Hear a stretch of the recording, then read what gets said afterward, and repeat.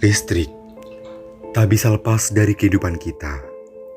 Saat ini, kita berada di era revolusi industri 4.0, di mana kita lebih banyak memanfaatkan sistem robotik dan sistem internet dalam produksinya. Untuk dapat memenuhi hal tersebut, diperlukan pasokan energi listrik yang andal. Kementerian Energi dan Sumber Daya Mineral mencatat, energi fosil masih menjadi penyumbang utama pembangkit listrik di Indonesia. Sumbangan energi fosil dari seluruh pembangkit listrik Indonesia mencapai 60.485 MW, setara 85,31% dari total kapasitas terpasang nasional. Di posisi pertama ada batu bara yang menjadi sumber listrik utama di Indonesia. Jumlah kapasitas pembangkit listrik terpasang dari PLTU mencapai 35.216 MW, setara 49,67% dari total kapasitas nasional 70.900 MW. Selanjutnya, porsi terbesar pembangkit yang menyumbang listrik Indonesia adalah berbasis bahan bakar gas. PLTG per Mei 2020 menyumbang 20.488 MW, setara 28,90% dari kapasitas terpasang nasional. Selain itu, ada PLTD yang berbasis BBM dengan 4.781 MW, setara 6,74% dari kapasitas terpasang. Melihat sumbernya, PLN senantiasa melakukan pengelolaan dengan maksimal, efektif, efisien, dan penuh tanggung jawab pada kelestarian lingkungan. Saat ini, PT PLN Persero melakukan kerjasama dalam pengembangan energi baru dan terbarukan atau APT, berbasis platform SDG Indonesia One.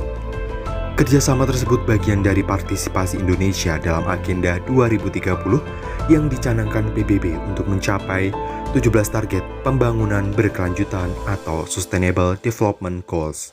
I will also count on you to join us in implementing the new Sustainable Development Agenda. Di mana salah satu targetnya adalah energi yang terjangkau dan bersih atau Affordable and Clean Energy, yakni memastikan tersedianya akses energi yang terjangkau, andal, berkelanjutan, dan modern bagi semua orang pada tahun 2030.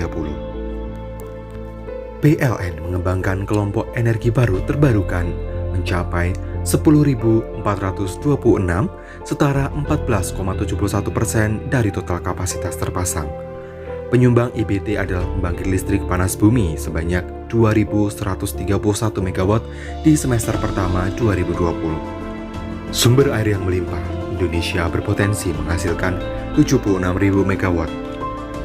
Namun saat ini, pembangkit listrik tenaga air baru menyumbang 6.096 MW per Juni 2020. Memiliki garis pantai yang panjang, Indonesia berpotensi memanfaatkan angin sebagai sumber energi sebanyak 65 GW hingga 100 GW.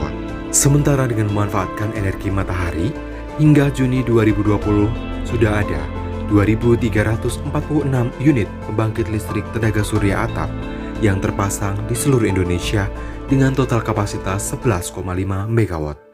Pemerintah memiliki target yang dalam Peraturan Pemerintah Nomor 79 Tahun 2014 tentang Kebijakan Energi Nasional dan Peraturan Presiden Nomor 22 Tahun 2017 tentang Rencana Umum Energi Nasional, yaitu tercapainya bauran EBT sebesar 23% pada tahun 2025. Dalam upayanya mencapai target SDG, pemerintah melalui Kementerian Keuangan telah membentuk platform SDG Indonesia One.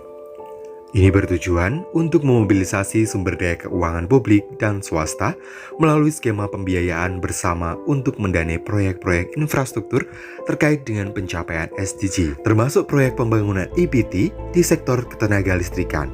Pengembangan EBT sangat tepat dilakukan untuk mendorong tercapainya target pemerintah untuk SDG energi yang terjangkau dan bersih.